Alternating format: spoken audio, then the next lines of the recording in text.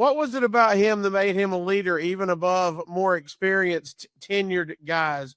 Was it work ethic, the way he carried himself, his willingness to speak up, all of the above, or something else entirely? Thanks for your time. When I was there, he wasn't so much of a locker room leader. Most of that came like after 2000, and that's when he probably because I left, and he became more of. I mean, seriously, he became more of a leader after I left, and that's why people tell me stories, and I'm like, I don't remember him being like that. But he's always loved the business. He's always taken the business very serious. He's always loved the business. He's always been there to help people. So, I mean, he was the judge in Wrestler's Court. So, I mean, there's a big thing there. A lot of people don't even remember Wrestler's Court, but he was the judge forever at Wrestler's Court. So maybe he got it from that too. So, yeah, people respected his opinion. We made him the judge. I was a bailiff for a while, but I turned it over to Bradshaw.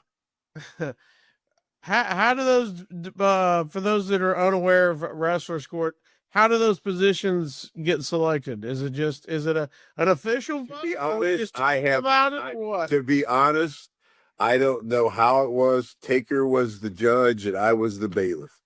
Okay. And then it was becoming too much a pain in the ass because somebody would lose the judgment and have to pay for somebody's rent a car or buy them a bottle of Jack or a case of beer, and they wouldn't take care of it. And you had to be like, dude, you got to take care of the shit, man. And so I'm like, I'm out of this. But Taker was the one that made all the rulings on the disputes. He was the judge. How he got elected, I don't know. Maybe I don't remember. I don't know how I was elected. I was about to say, did that just come to you and go, you're the... I think just because we were best friends that I just end up being the bailiff. They probably didn't even have a bailiff before you were there. No. The only time I was going to take somebody to court was DLo Brown. Okay. I was going to take him to court, but he was a wise man and settled out of court. Would you like to share of your case? He's from Chicago or went to school in Chicago, where anyway, he calls me Big Perm. Why he calls me Big Perm, I have no idea. Even though I did have a perm with all those braids, but he calls me Big Perm. So he's like, Big Perm, when you come to Chicago, man, don't worry about it. He goes, I got you covered. I know my boys are going to hook you up. We're going to get you the sticky, icky. Man, it's going to be the primo. Man, we'll get you the chronic. I'm like, okay, DLo, listen. By the time we get out of the horizon, it's going to be 10 o'clock at night before I get to my room, man. I ain't got time because I'll set something else up. I got you, brother. Don't worry about it. I got you. Back in my room, 10 o'clock. DLo, no DLo. 10:30, no DLo. No DLo answering his phone. 12 o'clock, knock on my door. Hey, Big Perm, I got your stuff, man, but a couple issues. I'm like, what do you mean a couple issues? He goes, well, the dude that I normally get it from, he couldn't find it. He couldn't get it. So this is all we could find you. And it's like, we called it Nexie, swag, just boofy boo, seeds, stems. It looked like tobacco. I'm like, we look like somebody cleared out some blunts to roll some, look like that. I'm like, what the fuck is this, man? I can't. So anyway, the next day at the TV, I was going to take him to court for misrepresentation of the word chronic. And everybody knew about it. So he went to Undertaker and he settled on like a bottle of Jack. And so, it was something simple. He had to buy me. He had to pay the equivalent of something stupid. He had to, it was something. I know it was. I think DLo says it was a big, like 1.7 liter bottle of Jack Daniels. That's what DLo says it was. This representation of the word chronic. Yes. That's what the word. What's cool about this is the office people were never allowed in there. If you were office, you were only the boys were allowed in there. Only the boys. And it was back then, it was a big thing, man. It was a sellout. I don't think they do that anymore, But I maybe Taker got his reputation from those days of being the judge, but it was probably after 98, 99 that he became the locker room leader. And that probably had a lot to do with a lot of his friends had left and left him and, that he hung out with. Yeah. They're probably me and other guys weren't there no more. So we weren't corrupted them no more. The bad apples left the bunch. I mean, that's what I think happened because he wasn't that person when I was there. That could have been done to make the Brawl for All fights back in '98 successful, as opposed to a disaster that most people say it was.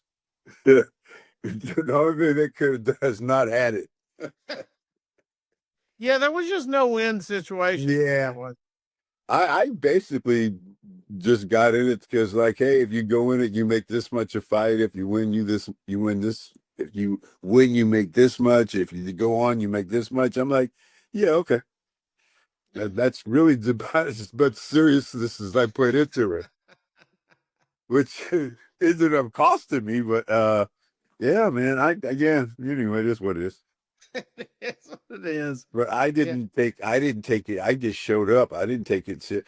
People know Bradshaw tells a story about me fighting Dan Severn, and the first fight was against Dan Severn, and they're looking for me and Bradshaw and who was it? Jerry Briscoe and Bradshaw are looking for me and Jack Lanza. They're like, "Where's Godfather? Where's Godfather?" And they're like, you ain't gonna believe it, man. He's in the limo with the hose smoking weed. And this is like 15 minutes before I fight her. So somebody comes out and gets me out of the limo, right? And they're like, dude, you're like fighting in 5 minutes. So I run out, I go out there and the dude's taping up my hands. He's like, bro, you smell just like weed. Like, but yeah, so I left the limo smoking weed to getting in a real fight with Dan Severn. Yeah. Jeez Louise. Yeah, I wasn't all there back then. Well, you're the first person I think I've talked to. Hey, bro, believe me, I was not all. That's me at the end of a crazy life. Am I like that? That now, by no means. Me and my wife were just laughing about how I used to be. But I used to be from like 20 years old till about 35, 38. I was a handful. You are, I'm thinking back on it. It's got to be the only person I've talked to that's been punched by Dan Severn. How was that?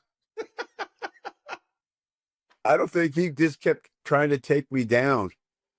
Oh, yeah. He was trying to. Yeah, I mean, we talked later. I'm actually friends with him. We talked about it. He's like, dude, I wasn't about to let you hit me as big as you were.